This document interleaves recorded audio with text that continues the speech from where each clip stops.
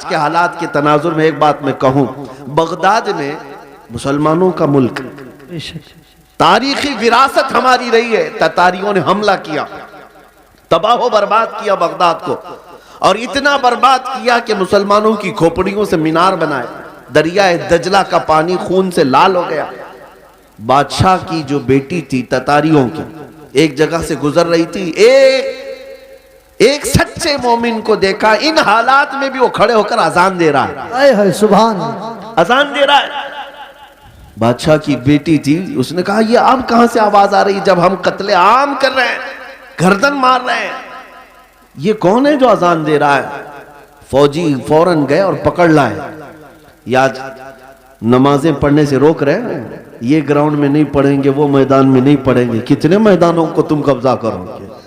हाँ, तुम सिर्फ और सिर्फ मैदानों को रोक सकते हो, पेशानियों को झुकने से कभी नहीं रोक, कभी नहीं रोक। इबादत का ज़ौक़ हमारे पास अल्लाह ताला की आता है।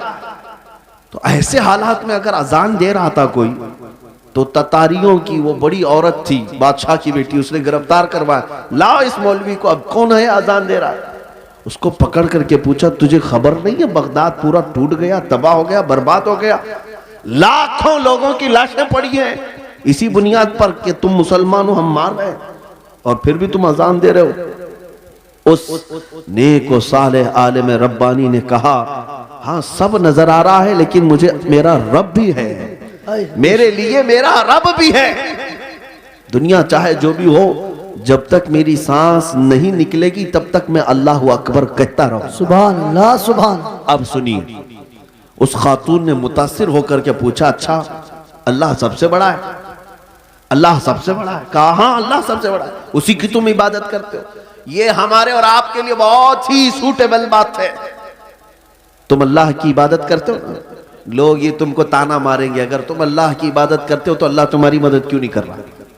यही उस ततारी औरत ने कहा कि तुम उसको अकबर कहते हो, फिर ये बगदाद में ये सब जो मरे हैं ये भी तो वही थे, ये भी तो वही थे, ये मारे गए और हम लोगों को गलबा हासिल हो गया बगदाद पे। देखो ततारियों पर, वो जालिमों को अल्लाह ताला ने गलबा दे दिया, तुम्हारा खुदा ही दिया है, फिर ऐसा क्यों हुआ? बहुत पते की बात सुनिए, उस आलिम दीन ने क्या कहा कि खातून मैं तुझे एक मिसाल बताता हूं।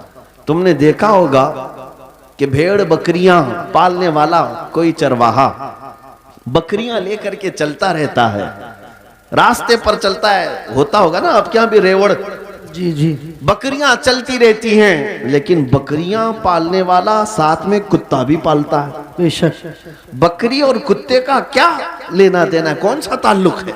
लेकिन ये चरवाहे से पूछे, वो बताएगा कि बकरियां चलते चलते कभी इधर उधर चली जाएं तो ये कुत्ता भौंक भौंक कर उन्हें लाता है और फिर रेवड़ में जमा करता है। बेशक चरवाहा यही बताता है कि इसलिए सारे बकरियों को वो फिर से एक रेवड़ में जमा करे, इसलिए वो पालता है।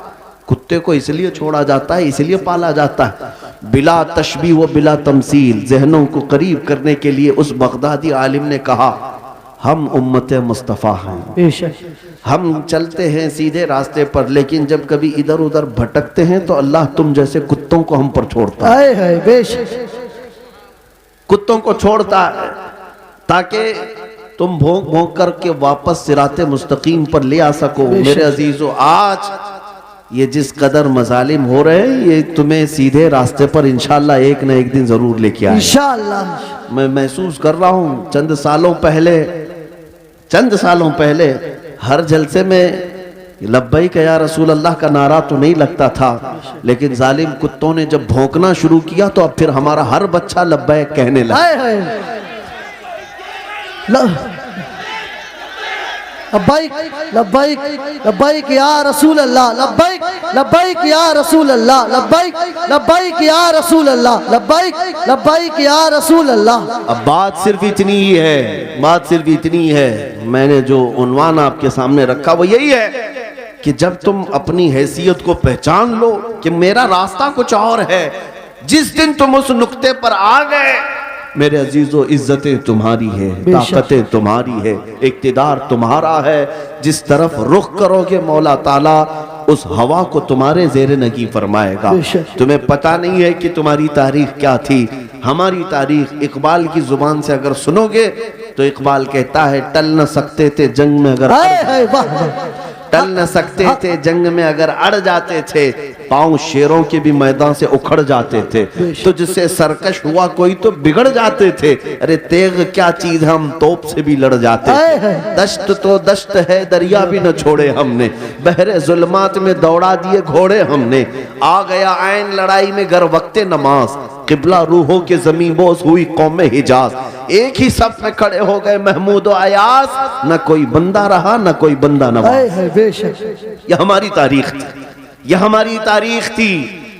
इसी बात की तरफ मैं तुम्हें दावत दे रहा हूं कि जिस दिन तुम उस नुक्ते पर वापस आ गए और समझ गए मेरी तारीख इन कुत्तों की सोहबत में रहना नहीं है, अल्लाह ताला ने तुम्हें शेर बनाकर पैदा किया। बेशक बेशक। हाँ, अल्लाह तबारक व तआला ने तुम्हारे मुतालिक कुरान में फरमाया, कुंतुम खैर उम्मतिन उखरिजत लिन्नास, तुम खैर उम्मत हो जो लोगों में अल्लाह तबारक व तआला ने तुम्हें बनाया है। लिहाजा ऐसे वैसे की तरफ तुम्हें देखने की जरूरत नहीं। मुझे अफसोस इस बात का होता है जब हमारा नौजवान ये कहता है नई फिल्म आई है, उसमें फला एक्टर है, फला हीरो है, बाल उसकी तरह, कपड़े उसकी तरह, पैंट फाड़ लिया, सिर्फ एक नचनिया को देख करके, एक मुजरा करने वाले को देख करके अपना आपा खो गया, अपने आप को बदल लिया। और हमारे घर की खवातीन सुबह से शाम तक सीरियल के सामने, टेलीविजन के सामने, और ख्वाब वहीं सजा रही हैं कि शायद हमारा भी घर ऐसा ही हो, हमारा लिबास भी ऐसा ही हो। मेरे अजीजों, दुनिया क्या करती है इसकी तुम्हें फिक्र नहीं होनी चाहिए। औरतें अगर किसी को देखती तो वो सैयदा कायनात फातिमा तो जहरा को देखती, कम से कम ये सीरत का मुताला करती कि उनका दुपट्टा कैसा था, उनका लिबास कैसा था, उनके रहन सहन कैसे थे। इसको छोड़कर इन्होंने आज मजाजी इश्क के और मजाजी ये स्क्रीन के ऊपर अपने दिल दे बैठे। और इसी तरह मर्दों की हालत भी यही है, नौजवानों की। ऐ नौजवानों, तुम्हारे हाथ में बंगड़ियां तक इन्होंने पहना दी, कानों में बालियां तक पहना दी, बालों में चोटियां तक ला दी, क्या क्या कर दिया। यहाँ हमारे अच्छे भले मर्द को औरत बना दिया जी, औरत भी नहीं मुखन्नस बना दिया। और इस पर ये मजीद ये समझता है कि ये फैशन है, ये फैशन है। अरे इधर से उधर से फाड़ करके पहनने वाला, नंगा घूमने वाला अगर फैशन ज़दा है तो फिर कुत्ता और भैंस बैल बकरी ये ज्यादा फैशन ज़दा है, क्योंकि वो तो कपड़े ही नहीं पहनते। अगर नंगा होना ही फैशन है तो जानवर सबसे बड़े फैशनेबल है। मेरे अजीजों, जंगली दुनिया को न देखो, जो जंगल राज बनाना चाहती हो उनको ना देखो।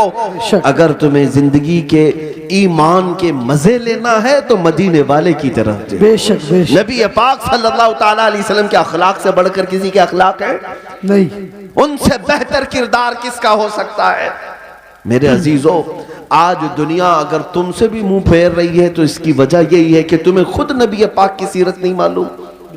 एक मैं अपनी बात बताता हूं तजुर्बे की। एक बार एक ट्रेन से मैं उतर रहा था, एक नौजवान ने, मीलाद का दिन था 12वीं शरीफ का, उसने मुझसे पूछा कि कोई ऐसा अमल बता दीजिए जो रसूलुल्लाह को खुश कर दो। सुभान।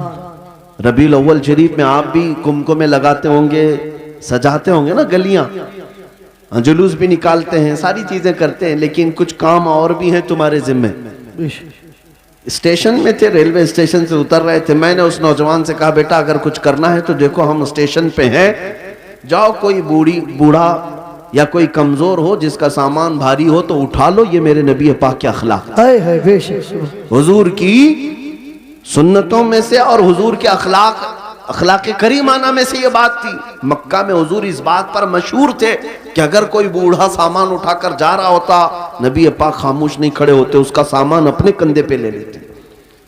हाँ, हुजूर अकरम सल्लल्लाहु ताला अलैहि वसल्लम के मुताल्लिक हजरत खदीजतुल कुबरा रज़ियल्लाहु ताला अन्हा ने भी ये फरमाया कि आप बूढ़ों का, कमजोरों का बोझ उठाते हैं, अल्लाह आपके साथ बुरा कभी नहीं फरमाएगा। मेरे अजीजों, मैं आपको एक तजुर्बे की बात बता रहा हूँ। वो नौजवान गया ढूंढते हुए, एक बूढ़ी औरत उतर रही थी 2 बड़ी थैलियां लेकर, उसके पास गया कि अम्मा जी ये मुझे दे तो मैं पहुंचा दूंगा आप तक। पहली बात में जाहिर सी बात है अजनबी को कौन सामान देगा। उसने मना किया कि भाई छोड़ दो, मेरा सामान मुझे ले जाने दो। वो नहीं दे रही थी। इसने जिद किया कि मुझे दे दीजिए। वो खातून कहने लगी पहले ये तो बता तू कुली है या सामान उठाने वाला है? ड्रेस से तो नहीं लगता, कहीं मेरा सामान उठा के भाग गया। उसने हकीकत बताई, अम्मा जी बात यह है कि आज 12 रबीउल अव्वल है, सुभान हमारे प्रॉफेट मोहम्मद